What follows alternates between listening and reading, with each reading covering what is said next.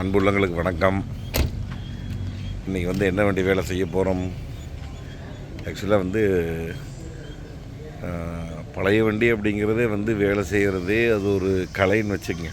அதில் ஜாமானை பொறுக்கி பிடிச்சி போட்டு அலைஞ்சி திரிஞ்சு ஒரு சில வண்டிக்கு ஜாமானம் கிடைக்கிது, ஒரு சில வண்டிக்கு ஜாமானம் கிடைக்கிறதில்ல. அது இந்த வண்டிக்கெலாம் ஏகப்பட்ட ஜாமானம் கிடைக்கிறதே இல்லை. அவ்வளோ ரிஸ்க் எடுத்து வேலை செய்கிறோம். அப்படி என்ன வேலை செய்கிறாங்க வண்டி, அப்படி என்ன வண்டி. இது வரைக்கும் நம்ம ஆல்ரெடி 2 வண்டி போட்டிருப்போம். இருக்கு, நான் காமிக்கிறேன். இண்டிகோ இதுக்கு முன்னாடி கேமராக்கு வந்துடுறேன். இதில் பேட்ச் ஒர்க் கம்மியாக தான் இருக்குதுங்க. ஃபுல்லாக வண்டி ஃபுல்லாக டின்ட்டு ஸ்க்ராட்ச் தான் இருக்குது. வெங்கெல்லாம் இருக்குது ஒரு பொறிச்சல். இந்த உத்து பார்த்திங்கன்னா தெரியும். இந்த வண்டி இப்போ ஒயிட் கலர். நம்ம ஒயிட்லேருந்து ரெட் அடிக்கணுங்களாம்மா. அவருக்கு ரெட்டு ரொம்ப பிடிச்சிருச்சுங்களாம்மா, ஃபெராரி ரெட்டு. அதனால் அந்த கலர் அடிக்கலான்னாரு. இது ஒரு குத்து பாருங்க, எவ்வளோ பெரிய குத்துன்னு. இது ஃபுல்லாக அது டெய்லைட்டு ரைட் சைடு மாற்றணும். இல்லை ஒன்று ஒன்றா உடஞ்சிருக்குது. இந்த ஃப்ரண்ட் டயர் நல்லா இருக்குது, பேக் டயர் கொஞ்சம் கம்மியாக இருக்குது. அங்கங்கே பூரா குத்து தானுங்க. ஹெட்லைட் ஆமாம், ரெண்டுமே மாற்றணும். மாற்ற கிடச்சேன்னு பம்பர்லாம் கட்டாக இருக்குது. இங்கெல்லாம் அப்படி மேக்கப் பண்ணியிருக்கிறாங்க, ஸ்க்ரூ போட்டு வச்சுருக்குறாங்க பம்பருக்கு. ஹெட்லைட் மாற்றுற கண்டிஷன் தான். ஆமாங்க, ஹெட்லைட்லாம் மாற்றி விட்டுறலாம். அப்படியே உள்ளே காமிச்சிட்றேன். ஆனால் உள்ளேலாம் பரவாயில்லைங்க, நல்லா மெயின்டைன் பண்ணிக்கிறாங்க. டேஷ்போர்டு டோர் பேடெல்லாம் சூப்பராக மெயின்டைன் பண்ணிக்கிறாங்க எல்லாமே. உள்ள இன்டீரியர் நீட்டாக இருக்குது. வெளியே மட்டும்தான் கொஞ்சம் எல்லாம் அஜாமுஜான்னு வேலை செஞ்சு வச்சுருக்குறாங்க. எல்லாங்க அங்கே தட்டு முட்டல். சரி, ஓகே, அப்படியே ஒர்க் ஸ்டார்ட் பண்ணிட்டுங்க. நான் உங்களுக்கு எப்படி கலர் மாற்றுறோம் பார்க்கலாம். ஒயிட்டிலிருந்து ரெட்டு ஃபெராரி ரெட்டு எப்படி இருக்க போகுதுங்க. பார்க்கலாங்க எப்படி இருக்குதுன்னு சொல்லி நான் உங்களுக்கு காமிக்கிறேன். ஒன்றா காமிக்கிறேன். இல்லாட்டி உங்களுக்கு நான் கடைசியாக வேலை செய்யல, கடைசியாக காமிச்சிட்றேன். ஃபஸ்ட்டு வண்டி வேலை முடிஞ்சு உங்களுக்கு நான் காமிச்சிட்றேனுங்க. சரிங்க, ஒர்க் ஸ்டார்ட் பண்ணி நான் உங்களுக்கு கண்டினியூ பண்ணணுங்க. எல்லா ஒர்க்கும் முடிஞ்சு வண்டி ரெடி ஆயிடுச்சுங்க டெலிவரிக்கு. என்ன கலர் வண்டி விட்டுருந்தாங்க, இப்போ என்ன கலர் ஆகிருக்குது பார்த்துடலாங்களா. பார்த்த உடனே எப்பவும் கமெண்ட் பண்ணிடுவீங்க, நம்ம டிஎம்எஸ் சொல்ல வேண்டியதில்லை. அதனால் செவளக்கலை என்னது, ஒரு வெள்ளைக்கலை கொண்டு வந்தாங்க, செவளக்கலையாக மாற்றி வச்சுருக்கேன்னு கேட்குறீங்களா? ஆமாம், இப்படி இருந்தால் நீங்கள் தமிழில் பார்த்துருப்பீங்க. சரி, எதுக்கு ஓகே, நம்ம காமிப்போம்.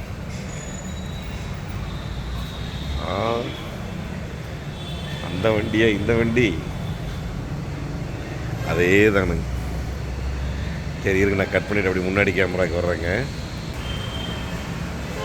அந்த வண்டி தான் இந்த வண்டிங்க. என்னெல்லாம் மாற்றிருக்குதுங்க. Front bumper, fog lamp, headlight, கிரில்லுக்கு வர கீழ் பீஸ் தனி, முன்னாடிங்க வைப்பர் பிளேடு, டயருங்க, sun film, windshield film, side mirror, இதெல்லாம் சைடில்.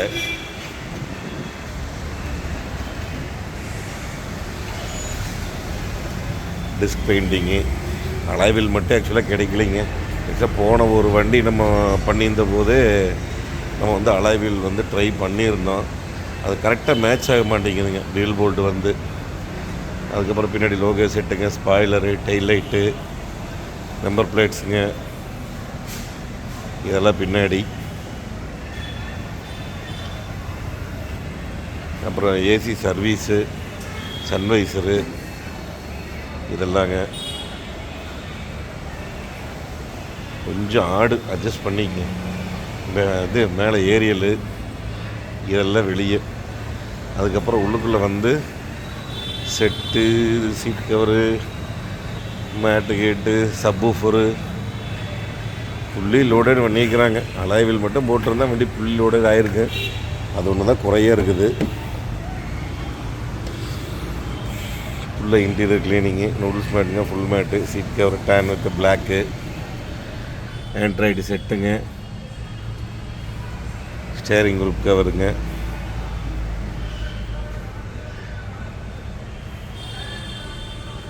அவ்வளோதான். மற்ற எல்லாமே இன்டீரியர் க்ளீன் எல்லாமே பண்ணிட்டோம்.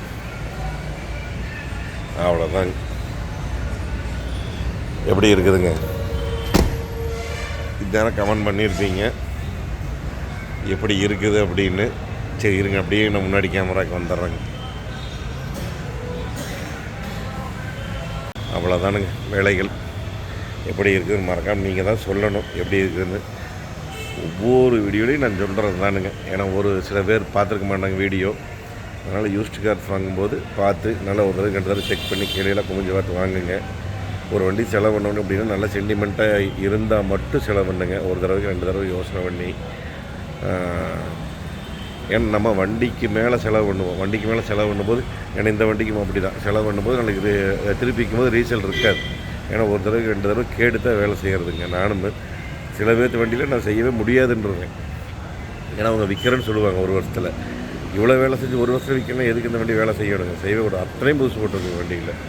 மாற்றாதே இல்லைங்க. ஃபுல்லாக ஆயில் சர்வீஸ்லேருந்து கீழே இந்த டேங்கை இது கழட்டி க்ளீன் பண்ணுறது நிறைய வேலைகள் செஞ்சுருக்குதுங்க. அந்த மாதிரிங்க இவ்வளோ வேலைகள் நம்ம செஞ்சுட்டு திருப்பி நம்ம விற்றோம்னா காசு போயிடும். அதனால் ஒரு தடவை 2 தடவை யோசனை பண்ணி நம்ம நல்லா சென்டிமெண்ட்டாக இருக்குது எப்போ வச்சுக்குவோம் அப்படின்னா தாராளமாக நீங்கள் செலவு பண்ணலாம். அதனால் யூஸ்டு கார் வண்டியை வாங்கும்போது ஒரு தடவை 2 தடவை நல்லா செக் பண்ணி கீழே குமிஞ்சு பேட்ச் ஒர்க் இருக்கா இல்லையா அதெல்லாம் செக் பண்ணி கொஞ்சம் நல்லா பார்த்து வாங்குங்க. ஏன்னா வாங்கிட்டு வந்ததுக்கப்புறம் நிறைய பேர் ரைட் வேலை செஞ்சுக்கலாம். ரைட் இப்போது சில்லற வேலைங்கிறது நாமளாக செய்கிறங்கிறது பெயிண்டிங் கூட செஞ்சுக்கலாம்னு வச்சுக்கோங்க. நிறைய பேட்ச் கூட வாங்கிட்டு வந்தீங்கன்னா செலவு ஜாஸ்தியாக போயிடும். அதனால் எதுக்கு நீங்கள் பேட்ச் கூட வேணும்? பேட்ச் ஒர்க் இல்லாமல் நீங்கள் வாங்கிட்டு வாங்க. பாடி கடியில் செக் பண்ணி ஒரு தடவை 2 தடவை நல்ல மெக்கானிக் கூட கூட்டிகிட்டு போய் செக் பண்ணி வாங்கிட்டு வாங்க. சரி, இந்த வீடியோ எப்படி இருக்குதுன்னு மறக்காமல் சொல்லுங்கள். வண்டி எப்படி இருக்குதுன்னு மறக்காமல் சொல்லுங்கள். அடுத்த சூப்பரான வீடியோவில் சந்திக்கலாம். நன்றி, வணக்கம். Bye team.